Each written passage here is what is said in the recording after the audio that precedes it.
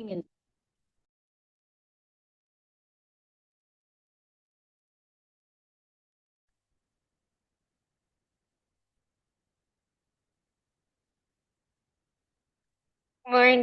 Good evening, everyone. Hi. Welcome.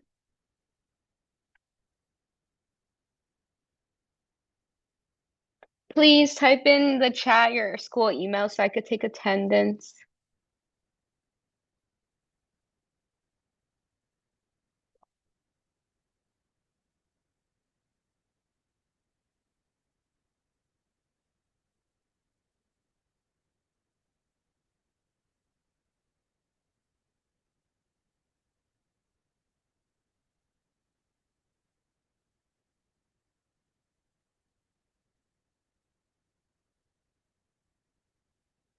Okay, awesome. And since it is time, we shall begin. Like all the other Jeopardy games we've played, just text in the chat or shout it out if you like to answer the questions. The first section's on water. What are the differences between fat-soluble and water-soluble vitamins?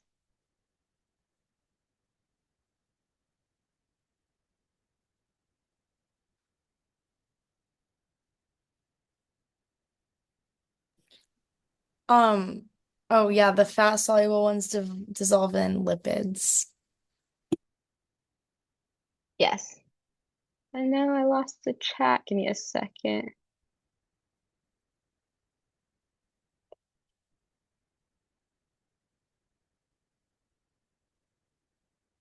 Okay, there we go.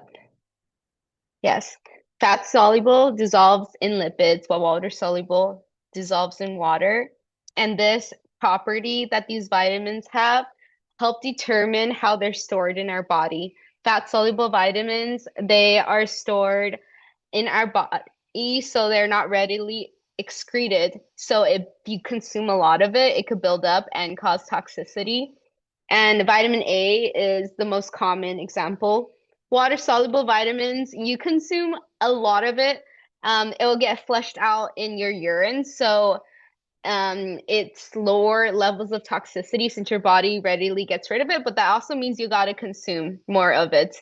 And two of the water soluble vitamins that are the exception is B6 and B12, and they're both stored in the liver. What is the most common source of vitamin and mineral toxicity?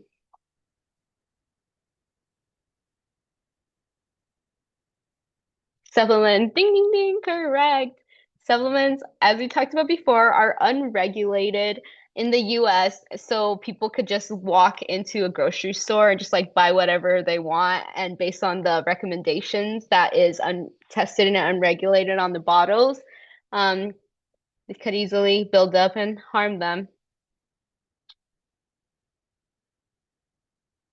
How is sparkling water advised to not be consumed by itself? Why should you not consume sparkling water on your own, on its own? Yep, it ruins the teeth. Sparkling water is extremely acidic. So if you don't eat food to buffer it, it starts eroding the enamel. And dental problems are very expensive, guys, so it's not worth it. Eat something if you want to consume sparkling water. What two hormones participate in fluid conservation?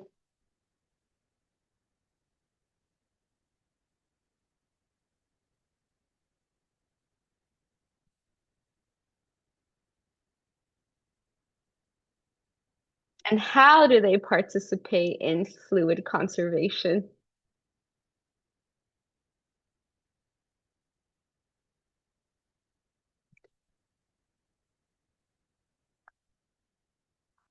Yep, ADH and aldosterone, they both communicate with the kidneys. ADH is secreted by the pituitary gland.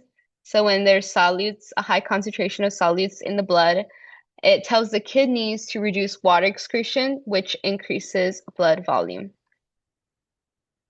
And aldosterone is produced by adrenal glands when blood volume is low and tells kidneys to conserve sodium and water, which increases blood volume.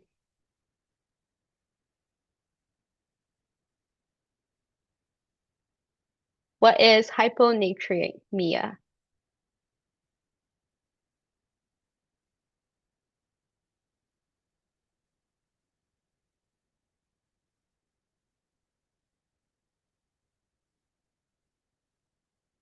This is a very big word, but if you guys have taken, yeah, medical terminology, you could break down the word. Hypo means below. Na is alluded to sodium, and emia has to do with the blood. So if you drink too much water and not enough electrolytes, the blood is dilated and can cause swelling of the brains, nerves, fluids, and lungs. So it's really important to consume electrolytes like sodium to make the water go inside your body through osmosis because the water follows where the electrolytes are. Okay, next topic is on vitamins.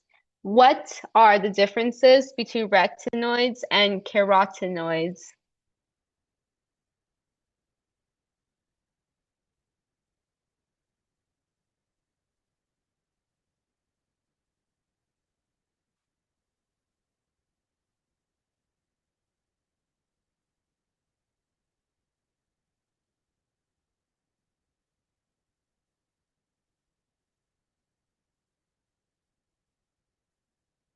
Retinoids from animals and carotenoids are from plants. Ding, ding, ding, you're correct. They're both forms of vitamin A, and they're both come from different sources, like you mentioned. Um, and because they're different sources, they store in our bodies differently. Retinoids are stored in the liver, and carotenoids, they are less harmful because it's not as bioavailable as retinoids. And so if you consume of like carrots, which has a lot of carotenoids, you won't get as sick as consuming a lot of retinoid. How is vitamin E an antioxidant?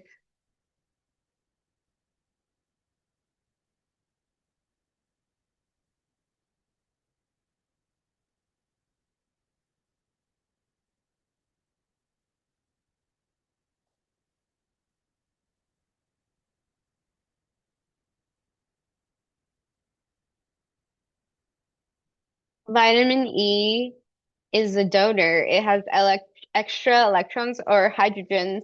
So they donate their extra atom to free radicals who are trying to steal it from other sources in our body. So it makes the cells more stable. And it's important in areas exposed to high levels of oxygen, like red blood cells and the lungs. How is vitamin D made?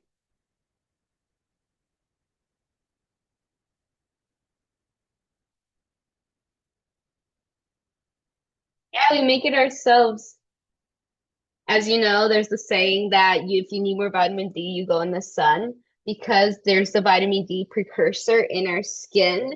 And when we're exposed to sunlight, it travels as an inactive vitamin D3 to the liver, where it travels to calcidiol in the kidney to become an active form of D3. And different skin tones need people with different skin tones need different amounts of vitamin D activation. And there's studies done on how some people who live closer to the equator, who they need a different amount than people who live far away from it. But it's a hormone, actually. Vitamin D is a hormone. How does vitamin D regulate calcium? So very multiverse. Multiversal. A lot of uses. Multi-purpose is the word I was thinking of.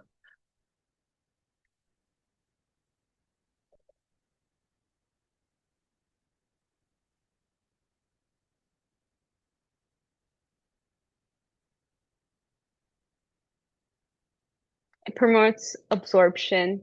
There's three specific things it does.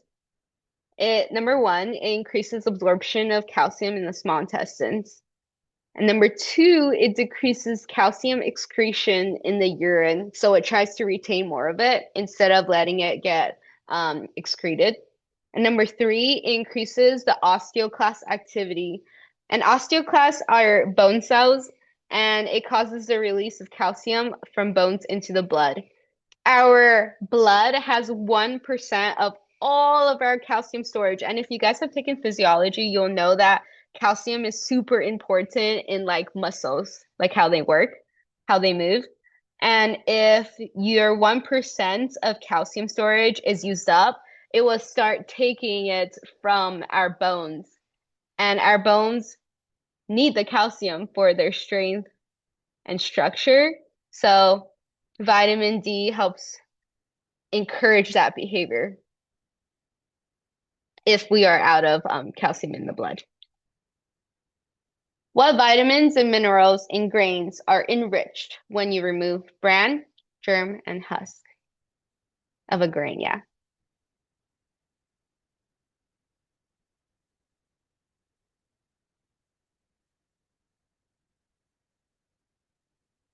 If you ever like looked at a cereal box, it often tells you what they are enriching them with and fortifying them with.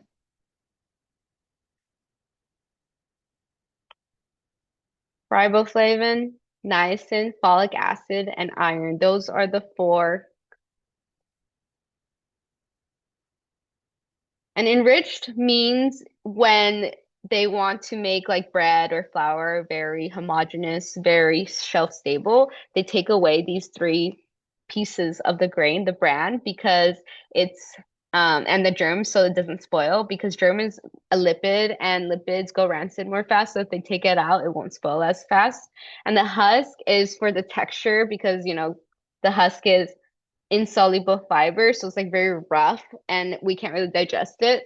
But whole wheat has the roughage, which is why the texture of whole wheat is very different from not whole wheat. So if you take all three of these things away, you're taking away a lot of nutrients. And when a lot of people realize, oh, these are causing health problems in kids because they're lacking these specific vitamins and minerals, they put it back into the finished products. And of course, because they do that, it's not a one-to-one ratio. It's just what is like recommended so the kids don't have health problems from these deficiencies. Okay, this next section's on minerals. What minerals do we consume to maintain fluid balance?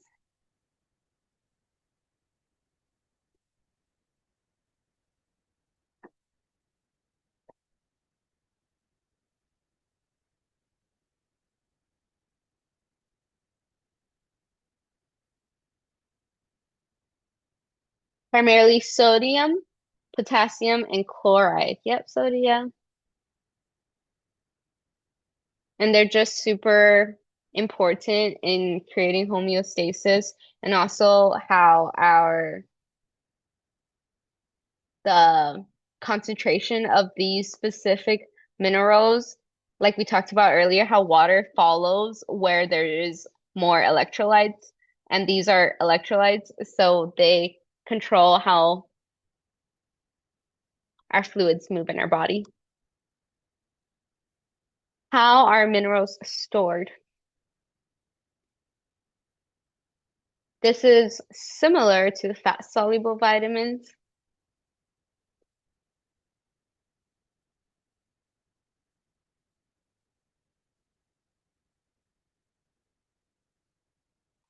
They're similar because they're stored in our bodies. Um, Water soluble vitamins gets excreted by our urine, but fat soluble is stored in our bodies. But the minerals are stored in specific places in our bodies, like we talked about earlier. Calcium is stored in our bones, and 1% is in our blood, but that's usually used throughout the day. As well as phosphorus, magnesium, and fluoride. That's why people brush their teeth with fluoride to remineralize their teeth. Liver, we store iron, copper, zinc, and some trace minerals. Some is stored in our muscle tissues, specific organs, glands. Some are stored in various tissues, and some remain in the bloodstream. It depends on the function of the cell, what minerals they need to function, and usually they will have a storage for it if they use that mineral a lot. What is the protein that carries most of the body's copper in the body? What is this protein called?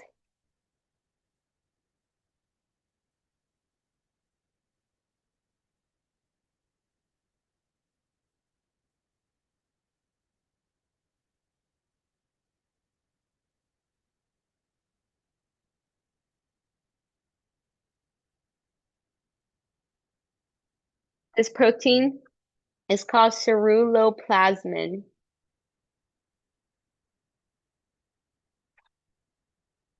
What regulates thyroid hormone?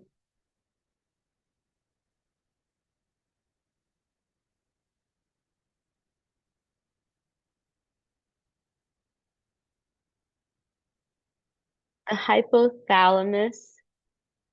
It is this thyroid hormone is regulates the thyroid gland and it maintains the production of the thyroid hormone, which regulates metabolic rate and growth. And specifically, the mineral iodine is what I was looking for. I should have been more specific. I'll change the question after the session, sorry. Um, the hormone, I mean, the mineral iodine, you would find it in like seaweed, but not a lot of people, not a lot of Americans consume seaweed. So, like a long time ago, they started fortifying it in salt, like table salt. You'll see it like the umbrella, like they'll say iodinized. And a lot of chefs, though, they don't like the taste of iodine in salt, so they don't really buy it. But like in a regular house, adding a little, consuming the iodized salt meets their needs. And so thyroid hormone is regulated. And this hormone, it is always producing, and the iodine is the thing that is the limiting factor, which is interesting because usually you have a mineral and it's contributing to the production of something, but this one is limiting the production of something. And if it isn't limiting the thyroid hormone, it's gonna cause these giant like swellings called goiters, and they look really gnarly. And maybe Dr. Rose showed pictures of it, but it was enough for me to remember what the mineral associated with it is. Iodine, to remember. What are the functions of zinc?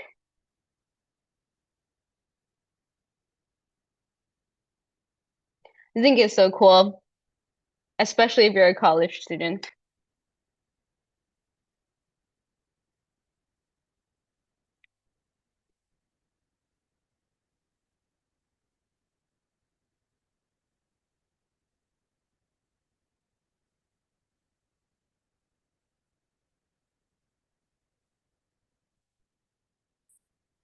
Zinc does so much things. It does DNA synthesis, function, protein metabolism, wound healing and growth, development of bones and reproductive organs. So it's critical that people who are expecting to consume zinc in their diet for their developing fetus.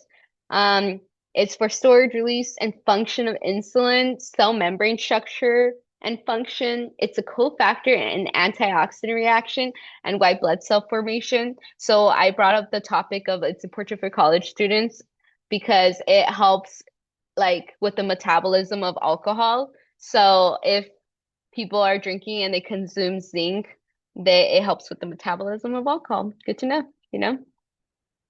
Okay, the next topic is on nutrient deficient deficient diseases. What is pellagra?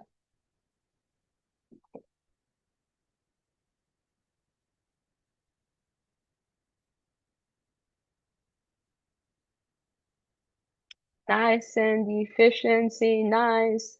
It causes rough and scaly skin with symptoms of dermatitis, diarrhea, dementia, death in like that increasing of order. Um, you a lot of people say these like 4Ds are describe a lot of the other nutrition deficiencies too, and sometimes you can't really tell which one it is, but pellagra has the rough and scaly skin. What is beriberi?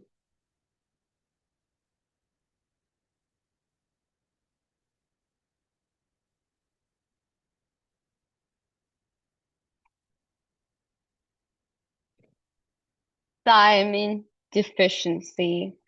It prevents glucose from being metabolized into ACP, so people who have it are usually more like sluggish.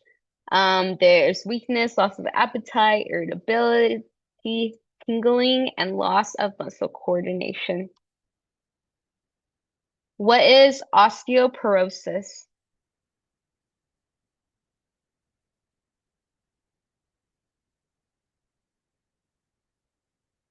Bone loss. Yep. This is a pediatric disease. No, it's a geriatric disease caused by pediatric um like habits. So osteoporosis is a disease when your bones is more porous and fragile due to low mineral density. Oh, a pediatric disease with geriatric consequences.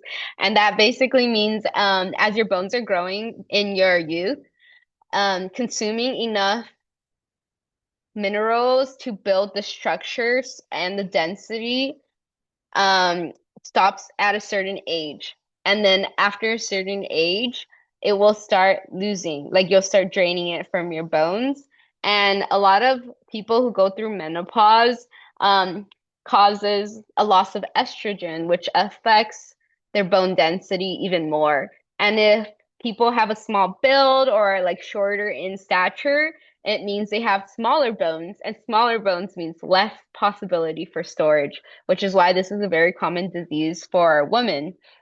And the prevention is weight-bearing physical activity. If you ever think, oh, I don't want to bring this book to class because it's a bit heavy, no, you should carry that book because it's good for your bones. Your bones are actually a bit flexible, that you can't really see it through your naked eye, but the flexibility, it helps like bend your bone a little bit, and every time you put weight on it and like walk around or you're like lifting weights at the gym, it helps your bone activity increase. The osteoclast and osteoblasts are like destroying old bone, building new ones, and that's why I carry that extra book to class, you know?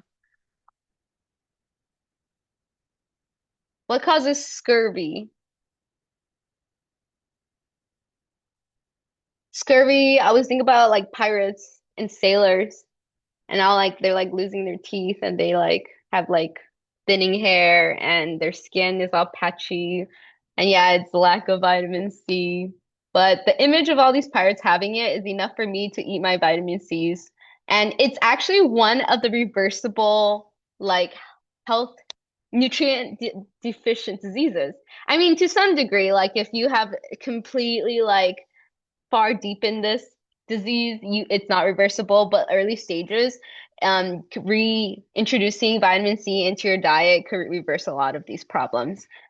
Reduce collagen synthesis, bruising, bleeding gums, and poor wound healing. If only they ate oranges on those ships. Okay, what causes megaloblastic anemia?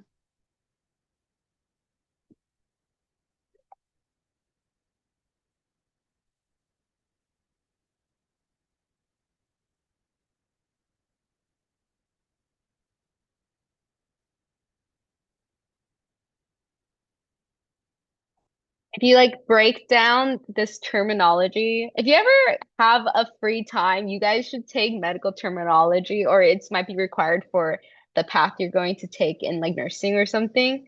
All this, the slides aren't showing. Here, let me try it again. Okay, do you see them now? Okay, awesome. So let's break down the word together. Blast usually means creating. Anemic means something to do with the blood. And mega means like big. So, using that knowledge, this specific blood related disease is caused by specifically two vitamin deficiencies, folate and vitamin B12. And these causes the red blood cell to be unable to divide. So they'll just keep growing like these abnormally large shapes. And they're immature because they're not fully developed red blood cells, and that could be problematic because your blood needs like moves oxygen around and they're the size they are, so they could pass through the capillaries. So this is very problematic.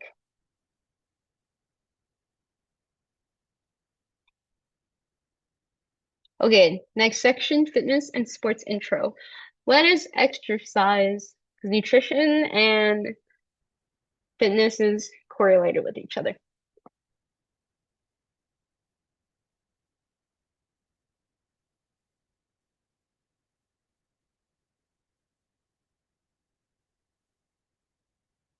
This is a topic that they teach us since elementary school, and I'm like, I have to think of the definition for it.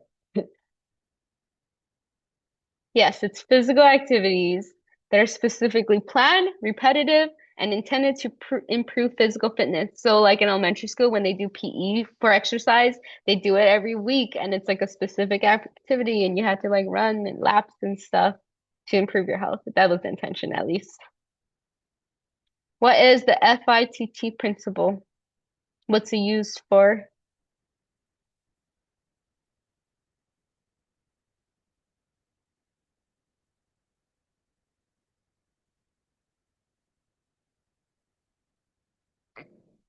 So every letter in this acronym stands for something else. So F is frequency, I is intensity, T is time, and the other T is type of exercise. And this is just a basic framework for planning a fitness program. What are the benefits of flexibility exercises? Because you know, some people they skip that post stretch after the gym.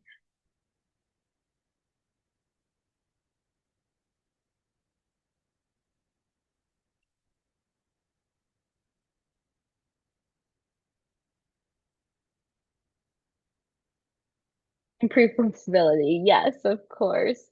Flexibility is great for your joints specifically. It helps you improve the range of motion that you already have and improves your balance and stability. It reduces your risk of falls and injuries, especially among older adults. And it starts like young, like practicing these mobility and flexibility exercise, working through it like pretty frequently, will make you more mobile when you're older and take care of your joints because you know those could get expensive too. What energy compound would you use for the first 15 seconds of the burst of activity like jumping?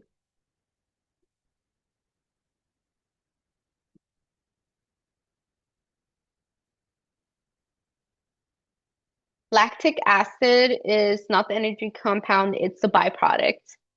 Yep, it's phosphocreatine. Lactic acid is the byproduct, so when you work out a lot, it builds up in your muscles.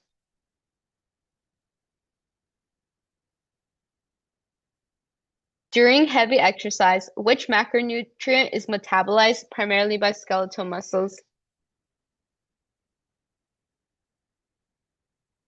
Yep, carbs or specifically glucose. I learned how your body, different parts of your body has a preference for which nutrient it wants the most. And the most interesting one I think is our brain. It also values glucose. Actually, most of our body values glucose. But this is good to know as a student because if you're feeling like very brain slump, tired after like a long day and you still got to study, eat some glucose, eat some carbs. It will perk your brain right up so you could lock in. Okay, that's all I have for you guys today. Please make sure your email is in the chat. I'll be sticking around if you guys have extra questions. Good luck on your studies and see you Thank next you. time. Nice.